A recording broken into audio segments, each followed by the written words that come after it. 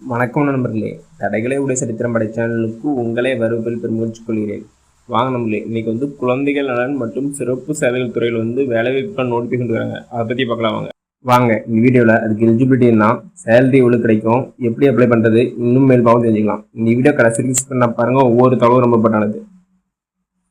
இதை பற்றி வந்து தமிழ்நாடு அரசு வந்து செய்தி வெளியிடுறாங்க. என்ன சொல்லி இதான் சரி என்ன சொல்லிக்கிறாங்கன்னா, சேலம் மாவட்டத்தில் தொட்டில் குழந்தை திட்டத்தில் காலி பணியிடங்கள் தொகுப்பூதிய நடைபெறும் விண்ணப்பம் வரப்படுகின்றன. எங்கன்னா இந்த ஒர்க்கு வந்து சேலம் மாவட்டத்தில் மேலும் சொல்கிறாங்கன்னா, சேலம் மாவட்டத்தில் தொட்டில் குழந்தை திட்டத்தில் காலி பணிகளுக்கு தொகுப்பூதிய நடைபெறும் விண்ணப்பங்கள் வரப்படுகின்றன. இது வந்து தொகுப்பூதிய நடைபெறும் சொல்கிறாங்க. இது குறித்து மாவட்ட ஆட்சித்தலைவர் டாக்டர் பிருந்தா தேவி அவர்கள் வந்து தெரிவித்தது.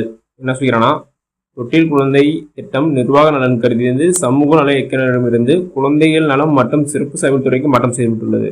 இப்போ வந்து குழந்தை நலன் மற்றும் சிறப்பு சேவை துறைக்கு மாற்றம் செஞ்சுட்டாங்க தொட்டில் குழந்தை திட்டத்தை. நெக்ஸ்ட் மாவட்ட அளவில் மாவட்ட குழந்தைகள் பாதுகாப்பு அலுவலர் தொட்டில் குழந்தை திட்டத்தை கண்காணிக்க மற்றும் மேற்பார்வையிடவும் தெரிவிக்கப்பட்டுள்ளது. இதனால வந்து சேலம் மாவட்ட தொட்டில் குழந்தை 5 காலிப்பணி இடங்கள் வந்து இருக்க சொல்லிக்கிறாங்க. அவங்களுக்கு வந்து சேலரி வந்து தொகுப்பூதிய அடிப்படையில் சொல்லிக்கிறாங்க. நெக்ஸ்ட் என்ன சொல்றாங்கன்னா, தொட்டில் குழந்தை திட்டத்தின் கீழ் காப்பாளர் மற்றும் மேற்பாளர் பணிகளுக்கு வந்து பண்டாவு படிச்சுன்னு சொல்லிக்கிறாங்க. அவங்களுக்கு வந்து மாதாந்திர தொகை வந்து 7500 சொல்லிக்கிறாங்க. நெக்ஸ்ட் வந்து செவிலியர் பெண்கள் மட்டும் தான் அதுக்கு அது பண்ணிட்டு டிப்ளமோ நர்சிங் படிச்சுன்னு சொல்லிடுறாங்க. நெக்ஸ்ட் மாதாந்திர தொகை வந்து அவங்களுக்கு வந்து 7500 சொல்றாங்க. நர்சிங்க்கு ஒரு வேகன்சி, காப்பாளர் மற்றும் மேற்பாளர் ஒரு வேகன்சி. நெக்ஸ்ட் வந்து 2 உதவியாளர் பெண்கள், அவங்களுக்கு வந்து 8ஆம் படிச்சிருந்தா போதும், அவங்களுக்கு வந்து தொகுப்பூதியம் வந்து 4500 கிடைக்கும்.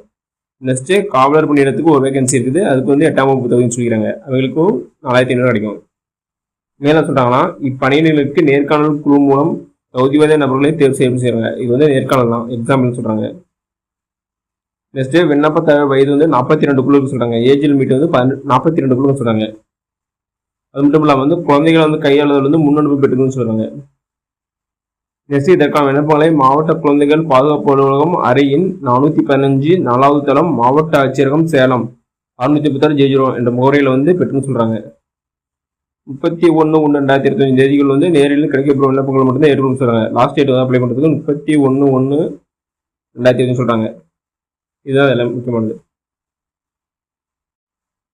மேலும் இதில் உங்களுக்கு டவுட் இருந்தால் மாவட்ட குழந்தைகள் பாதுகாப்பு அலுவலகத்தை போய் நீங்கள் கேட்டால் வந்து அது டீட்டெயிலாக சொல்லிடுவாங்க. ஏதோ டவுட் இருந்தால் எங்களுக்கு கிடைக்கலாம். ஓகே நண்பர்களே, இந்த வீடியோ உங்களுக்கு பிடிச்சிருந்தா லைக் அண்ட் சப்ஸ்கிரைப் பண்ணுங்கள். முடிஞ்சால் மற்றவங்களுக்கு ஷேர் பண்ணுங்கள். நான் போடுற வீடியோ நோட்டிஃபிகேஷன் ஒன்றுக்குன்னே வேணும்னா பெல் ஐக்கனை கிளிக் பண்ணுங்கள். அது மட்டும் இல்லாமல் தமிழ்நாடு கவர்மெண்ட் மற்றும் ஜென்ரல் கவர்மெண்டோட எந்த ஸ்கீம் பற்றி தெரிஞ்சுக்கணும்னாலும் கமெண்ட் பாக்ஸில் கமெண்ட் பண்ணுங்கள். அப்கமிங் வீடியோவில் அந்த ஸ்கீம் பற்றி நான் டீட்டெயிலாக போடுறேன். நன்றி, வணக்கம்.